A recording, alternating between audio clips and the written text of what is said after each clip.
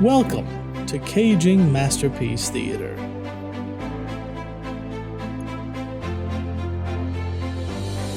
We rejoin our intrepid heroes as they finish up a delicious meat lover's pizza from DiGiorno, who is not a sponsor.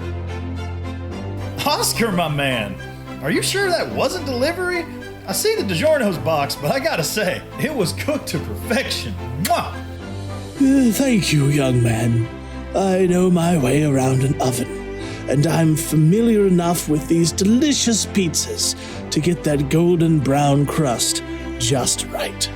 DiGiorno's makes it easy, though, with their crystal clear instructions and quality ingredients. Perhaps they've been looking for a podcast to sponsor them and spread the word of just how delicious and affordable their pizzas really are. Perhaps I know of such a podcast. DiGiorno's, if you are somehow listening to this conversation taking place in the brand new production home of Caging Greatness, McStabmuffin Manor. The fuck? Why are you talking like that? Just setting the scene, old chum. Anyway, I suppose we should retire to our rooms for the evening to rest and prepare for the next trial of McStabmuffin Manor. Jeeves, you said it's scheduled for 5:15 tomorrow? Yes. About that. I'm afraid I might have mixed up my time zones again. The next trial is actually set to begin in roughly 45 minutes. I deeply apologize for this misunderstanding. Just then, the door swung open and an older woman walked into the home.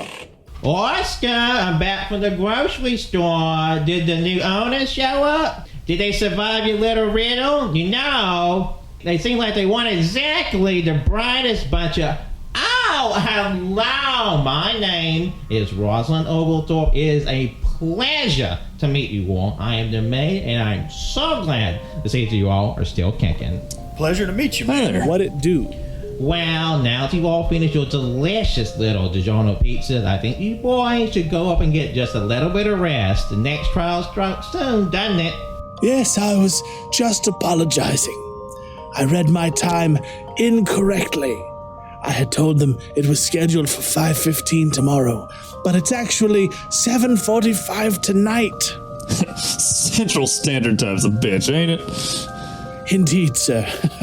Gentlemen, you shall find your rooms upstairs. Our cagey trio then adjourned to their rooms, bellies full of delicious DiGiorno pizza. Jeremy was organizing some paperwork, absorbed in his task, when he heard the clock chime.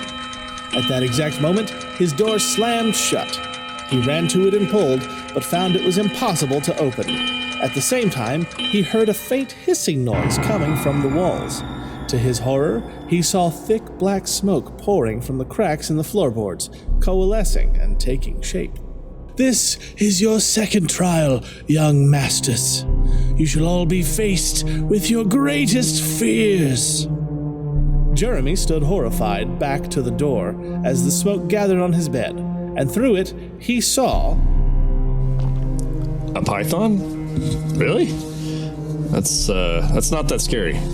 I literally own reptiles as pets. Like, if I just hang out over here, it's not gonna bother me. I could probably pick the thing up and move it to the closet or something.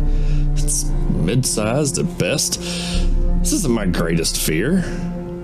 It's not even a fear. Hang on. Cannon's terrified of snakes. But if I'm seeing this fear and not mine, then that means someone's in a room full of... Penguins! Oh my god, it's a room full of penguins. They're so cute. And the temperature has just plummeted. It's gotta be 20 degrees Fahrenheit in here. That is well below freezing for anyone not on the Imperial system. Oh, this is awesome. This is a dream come true. Oh, fuck yes. Okay, guys, line up for hugs. I'm gonna name each one of you. You're gonna be Larry, and you're Curly, and you're Mo, and this one's Vegeta Jr., and that's Antonio. Oh, this is the best day of my life. Time passed, as it is wont to do, and the doors opened, releasing the trio to the outside world.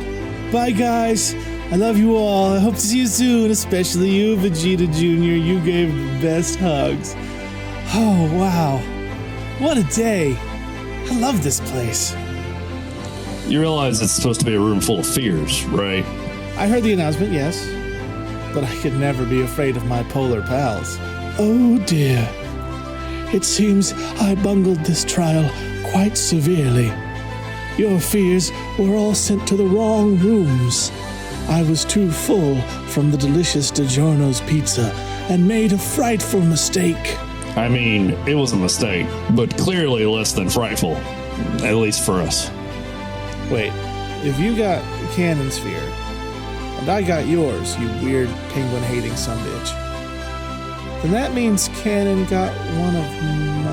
Oh god, Cannon? Cannon? You okay, bud? Cannon? The door to Cannon's room slowly creaked open, showing nothing but darkness inside.